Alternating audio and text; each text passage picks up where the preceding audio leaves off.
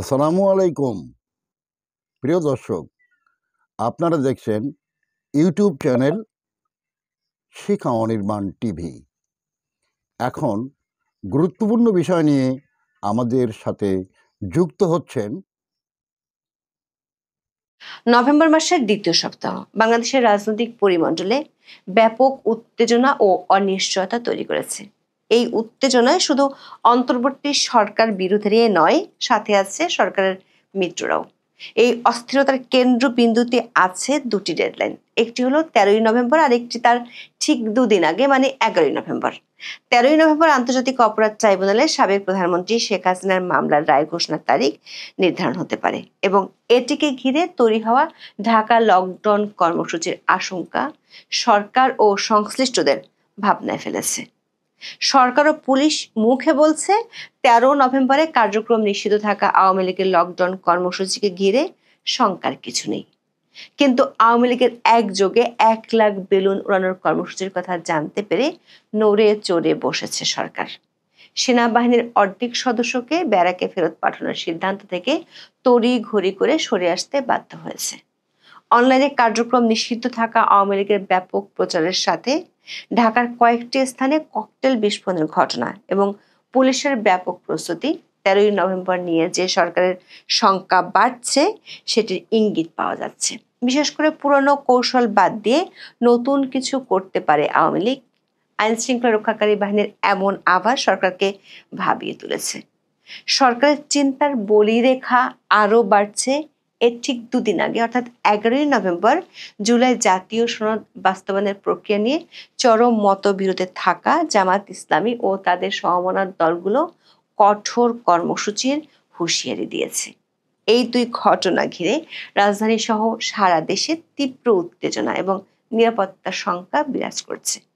এই সময়ক্রম বিশ্লেষণ করলে দেখা যায়, অন্তর্বর্তী সরকার যেখানে আওয়ামী লীগকে ঠেকাতে সেনাবাহিনীকে পুরোদমে মাঠে রাখতে বাধ্য হচ্ছে এবং সরকারকে যে কোনো অপ্রীতিকর পরিস্থিতি ঠেকাতে সর্বোচ্চ নিরাপত্তা প্রস্তুতি নিতে হচ্ছে, সেখানে সরকারের মিত্রপক্ষকেই সাংবিধানিক সংস্কারের দাবির মুখে শান্ত রাখা বা তাদের দাবি পূরণ করা নিয়ে সিদ্ধান্তহীনতায় ভুগতে হচ্ছে। সরকারি মিত্রদের বশে আনতে পর্দার আড়ালে নানা ধরনের সমঝোতার চেষ্টা কয়েক দফায় ব্যর্থ হয়েছে। এতে আসন্ন উত্তপ্ত নভেম্বরে সরকার ঘর ও ঘরের বাহির দুদিক কিভাবে সামলাবে সে দুশ্চিন্তা পেয়ে বসেছে। বিস্তারিত জানতে চলুন যাওয়া যাক বিশ্লেষণে।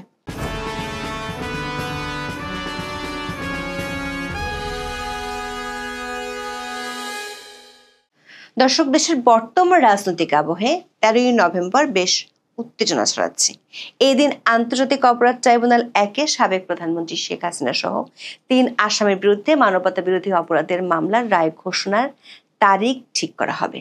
গত জুলাই মাসে শেখ হাসিনা সহ 3 আসামির বিরুদ্ধে আনুষ্ঠানিকভাবে অভিযোগ গঠন করা হয় এবং মোট 28 কার্য দিবসে 54 জন সাক্ষীর সাক্ষ্য গ্রহণ ও জেরা শেষ হয়।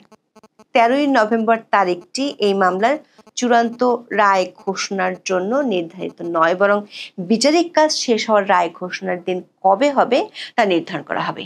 তার মানে এটি একটি প্রক্রিয়াগত তারিখ, কিন্তু এই দিনটি নিয়ে রাজনৈতিক উত্তেজনার সাথে নিরাপত্তার ঝুঁকি বেড়েছে, কারণ ওই দিনটিকে ঘিরে কার্যক্রম নিষিদ্ধ থাকা আওয়ামী লীগ 4 দিনের কর্মসূচি ঘোষণা করেছে। 13ই নভেম্বর তারা ঢাকা সহ লকডাউনে ডাক দিয়েছে। বিশেষ করে আওয়ামী লীগের প্রেসিডিয়াম সদস্য জাহাঙ্গীর কবির নানকের একটি ভিডিও বার্তা অনলাইনে প্রকাশ হওয়ার পর থেকে উত্তেজনা বেড়েছে।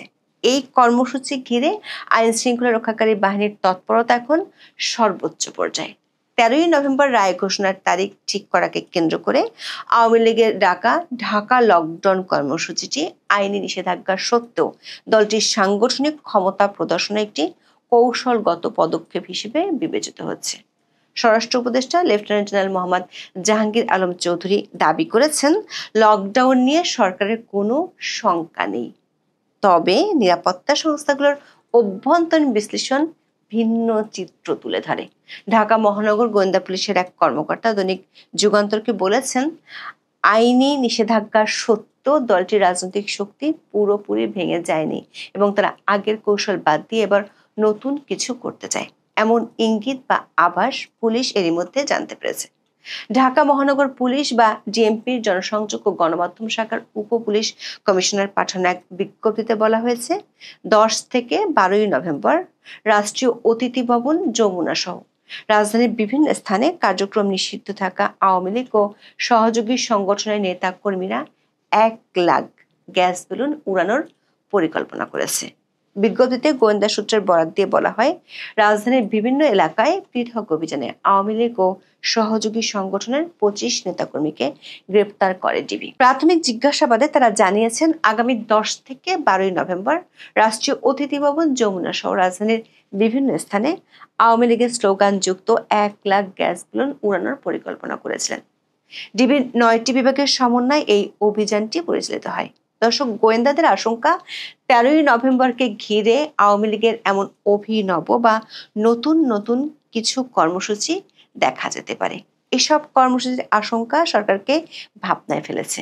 বিষয়টি 9 নভেম্বর স্বরাষ্ট্র মন্ত্রণালয়ে অনুষ্ঠিত আইন শৃঙ্খলা সংক্রান্ত কোর কমিটিতে আলোচনা হয়েছে।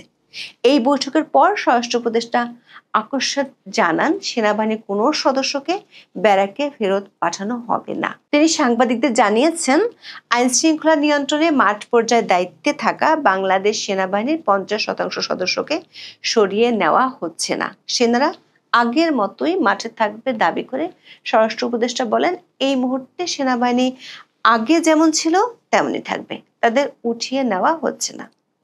অথচ গত 5 নভেম্বর কিছু গণমাধ্যমে খবর প্রকাশিত হয়, সেনাবাহিনীর মাঠ পর্যায়ের 50% সদস্যকে বিশ্রাম ও নির্বাচনকালীন প্রশিক্ষণের জন্য সাময়িকভাবে সরিয়ে নেওয়া হবে। একই দিন সেনা সদরে আয়োজিত সংবাদ সম্মেলনে মিলিটারি অপারেশনস ডিরেক্টরেট পরিচালক ব্রিগেডিয়ার জেনারেল দেওয়ান মোহাম্মদ মঞ্জুর হোসেন বলেন, সেনাবাহিনী প্রত্যাহার সংক্রান্ত একটি চিঠি পেয়েছেন। আইন শৃঙ্খলা পরিস্থিতি বিবেচনায় রেখে প্রয়োজনীয় ব্যবস্থা নেওয়া হবে।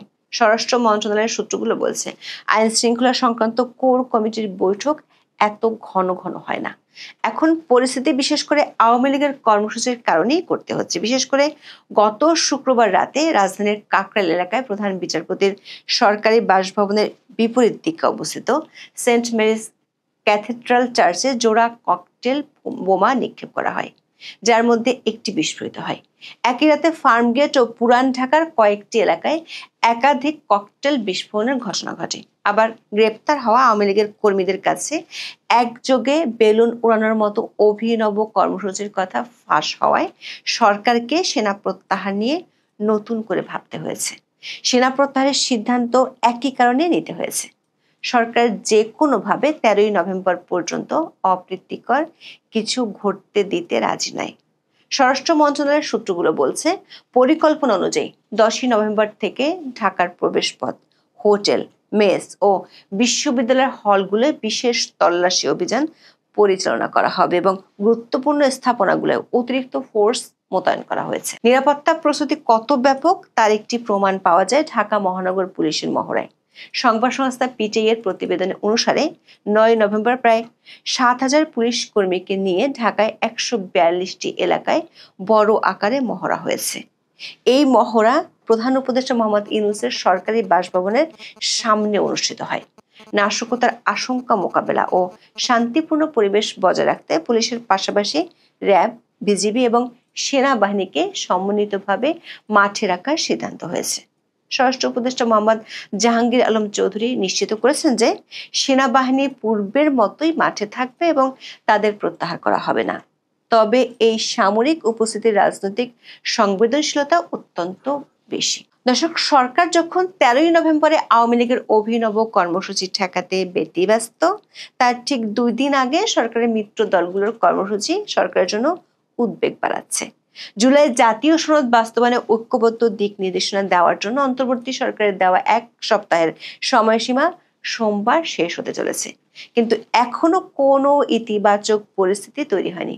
রাজনৈতিক বিশ্লেষকরা মনে করেন, 8.5 মাসে জাতীয় ঐক্যমত্য কমিশন যে ঐক্য প্রতিষ্ঠা করতে পারেনি, স্বল্প সময়ের মধ্যে রাজনৈতিক দলগুলোর নিজেদের উদ্যোগে আলোচনার মাধ্যমে সেই অচলাবস্থা কাটানোর সম্ভাবনা খুবই ক্ষীণ। অতীতেও সংলাপে ব্যর্থ হয়ে দেশ সংঘাতের পথে হেঁটেছে, এমন নজির রয়েছে। এবারও হয়েছে তাই।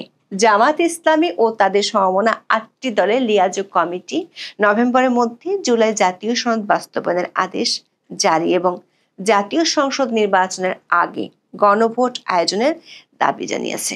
তাদের এই দাবিগুলো 5 দফা আলটিমেটামের অংশ। জামাতের নায়েবে আমির ডাক্তার সৈয়দ আব্দুল্লাহ মোহাম্মদ তাহের হুঁশিয়ারি দিয়ে বলেছেন, সোজা আঙ্গুলে ঘি না উঠলে আঙ্গুল তারা বাঁকা করবেন, তাও তাদের ঘি লাগবে। জামাত হুঁশিয়ারি দিয়েছে, দাবি মেনে নেওয়া না হলে আগামী 11ই নভেম্বরের জনসভা থেকে কঠোরতম কর্মসূচি ঘোষণা করা হবে। অন্যদিকে বিএনপি চাইছে গণভোট আগামী সংসদ নির্বাচনের দিনই অনুষ্ঠিত হোক। এমনকি দলটি এখন গণভোটেরই বিরোধী। বিএনপির স্থায়ী কমিটির সদস্য আমির খসরু মাহমুদ চৌধুরী বলেছেন, বর্তমান সংবিধানে গণভোটের কোনো বিধান নেই, তাই নির্বাচনের আগে বা নির্বাচনের দিনও গণভোট করার বিষয়টি এই সংবিধান গ্রহণ করবে না।